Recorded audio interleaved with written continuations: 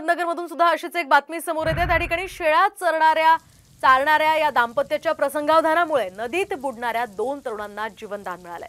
गोदावरी नदीमध्ये मोटार काढण्यासाठी 3 भावंड उतरले होते। दुर्दैवाने पाणी वाढल्यामुळे 3ही तरुण वाहत गेले।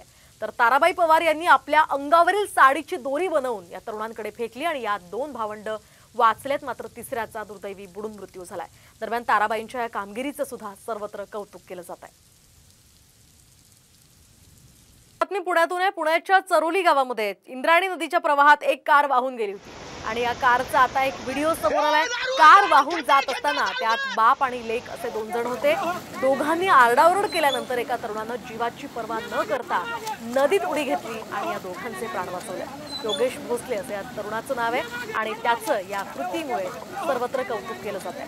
तसंच लोकांनी फक्त बघ्याची भूमिका घेतल्याची खंत सुद्धा योगेशने यावेळी बोलली।